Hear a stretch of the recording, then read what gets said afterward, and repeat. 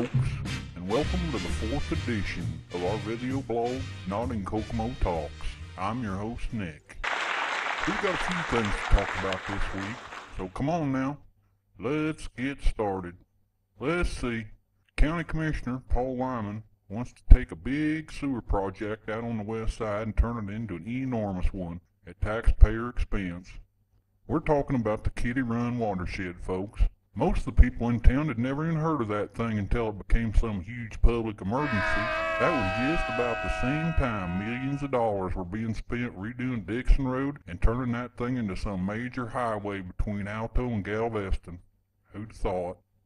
Anyhow, there's some flooding out that way for sure, and County Surveyor Greg Lake figured out a way to dig a big pond out in the area and do it while costing taxpayers next to nothing. A church donated the property, and another outfit dug the hole so they could use the dirt to fill in that stinky old lagoon Continental Steel polluted years ago. Everything was pretty peachy till the politicians got involved. You see, big holes don't do you no good unless you pipe some water into the darn things.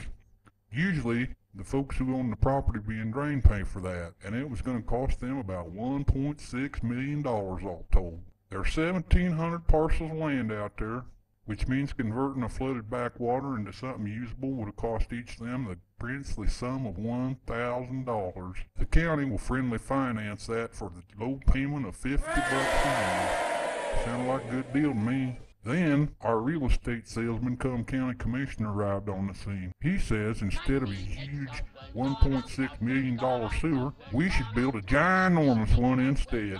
Wyman believes there's plenty of money in developing strip malls out west of town. Funny, me and the old lady thought folks moved to the west side to get away from the darn things. But boy, Kokomo could sure use another Walmart and string of fast food restaurants. Just think about how convenient it'll be to drive from Alto to Galveston and be able to get just about anything you'd want. And it's a lot closer than 5 miles away on the other side of town. Oh, Wyman doesn't want the property owners to pay for that ginormous sewer. He wants to use the economic development money taken from all us taxpayers instead.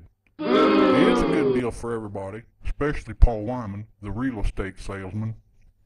The KPD brass does love their tasers. People all over town were astonished to learn that a long-time Kokomo Police Department clerk was fired recently after she taped a training session involving several PD higher-ups and the new recruits they were so proud of just a week ago. The new boys, headed to real training at Indiana's Law Enforcement Academy shortly, were ordered to the 3rd floor of police headquarters and forced to be tasered by their big bosses.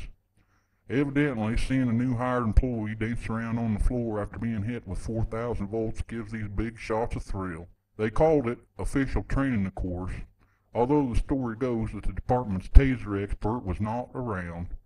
The clerk unfortunately was. Now, this would all seem like the silly, juvenile foolishness it is except for one thing. After finding out the tasering was taped, the clerk who taped it got canned post-haste. Tells us the higher-ups are ashamed of what they did. And they ought to be. Anybody else did that, it wouldn't be training, it'd be criminal.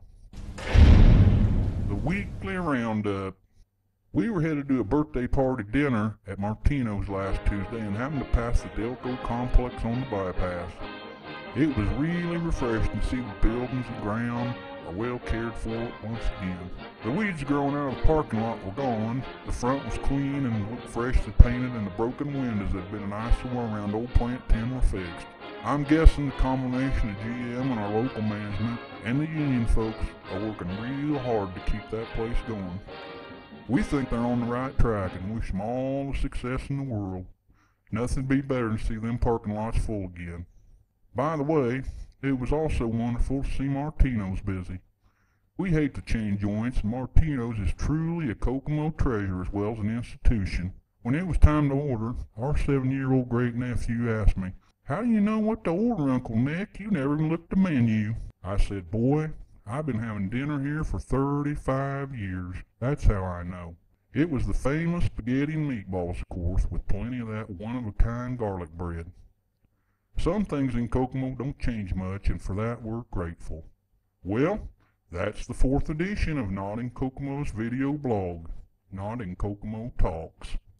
What the hell?